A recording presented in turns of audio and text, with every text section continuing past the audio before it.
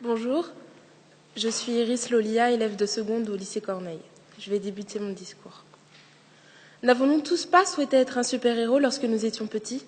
Superman, Batman, Spider-Man, des êtres dotés d'un pouvoir surhumain, sauvaient le monde, combattaient le mal, défendaient les opprimés.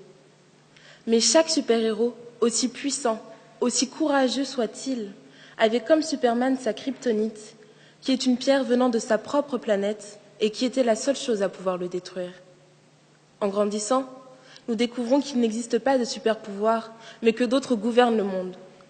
Le pouvoir de l'argent et la dictature en sont des exemples, et qu'il est question désormais de personnes au pouvoir.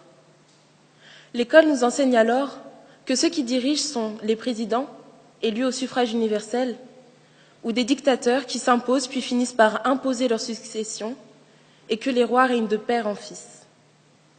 Plus tard, la réalité nous fait face, et les médias font tomber le rideau. Et lors de chaque nouvel épisode, nous entendons des mots comme dictature, régime autoritaire, coup d'État, puis guerre, mort, drone, attaque, destruction, meurtre. Et où sont les super-héros? À ce moment, nous comprenons que pour arriver au pouvoir, certaines personnes sont prêtes à détruire. La définition du dictionnaire nous apparaît plus claire. Oui, le pouvoir, c'est l'autorité, la puissance de droit ou de fait, détenue sur quelqu'un ou quelque chose. D'après Platon, la plupart des hommes au pouvoir deviennent des méchants. Mikhail Bulgakov dit que tout pouvoir est une violence exercée sur les gens.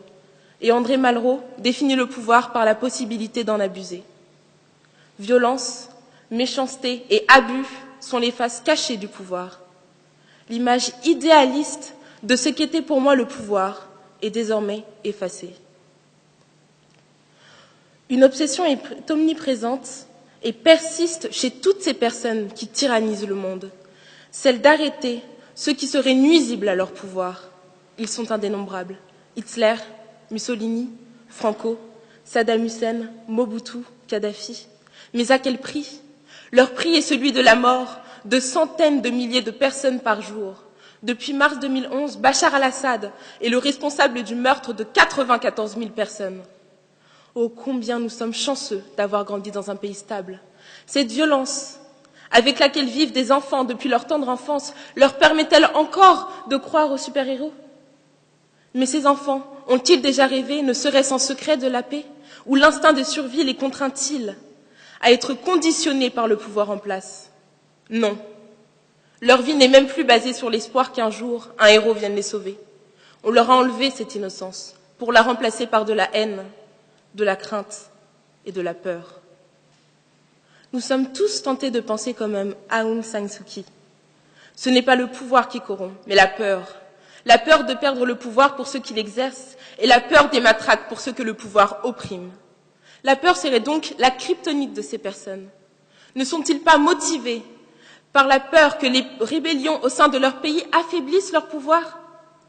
Faire ressentir la peur à leur peuple est pour eux la seule solution de faire ce qu'ils veulent en limitant les manifestations. D'après Aung San Suu Kyi, peuple assujetti à une loi de fer et conditionné par la crainte a bien du mal à se libérer des souillures débilitantes de la peur. En Corée, Kim Jong-il détient entre 80 000 et 120 000 prisonniers politiques maltraités dans des camps.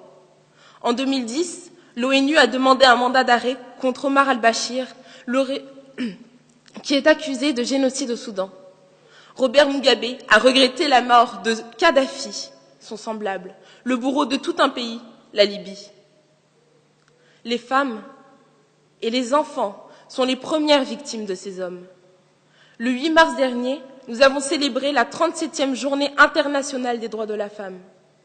C'est pourquoi j'aimerais dédier mon discours à toutes ces femmes qui se sont levées, parfois au détriment de leur vie, pour défendre la dignité humaine. Tout d'abord, Rosa Parks, qui a été la première femme noire à avoir fait résonner un non contre la ségrégation, le 1er décembre 1955 à Montgomery. Non, elle n'était pas d'accord avec cette loi qui séparait les personnes de couleur des personnes blanches. Non, elle ne voulait pas laisser sa place. Non, elle ne voulait pas laisser le pouvoir législatif ne pas la respecter en tant que citoyenne. Puis, Dalila Mbarek, qui se bat actuellement pour faire adopter à son pays, la Tunisie, des valeurs modernes, pour, comme elle le dit, la Tunisie de demain. Ces efforts ont été récompensés fin janvier 2014 par l'adoption d'une nouvelle constitution qui met au premier plan le respect des droits de l'homme et du citoyen. Ensuite, Samaria Sbeck. Depuis 2011, elle est réfugiée en France, mais cela ne l'empêche pas d'appeler et d'encourager son peuple à la révolution contre le régime syrien, par le biais d'un blog. Pour finir, Aung San Suu Kyi, qui a prôné les droits de l'homme et du citoyen pendant la dictature birmane. Elle a été récompensée en 1991 par le prix Nobel de la paix. Fraternité, liberté, égalité, fraternité sont nos trois piliers fondamentaux en France. Ces trois piliers que nous devrions chérir particulièrement et nous devrions être fiers de notre pays, qui m'offre aujourd'hui cette liberté, à moi, jeune fille de 15 ans, de partager avec vous, sans armes, sans matraque, sans fusil pointé sur moi, le fond de ma pensée.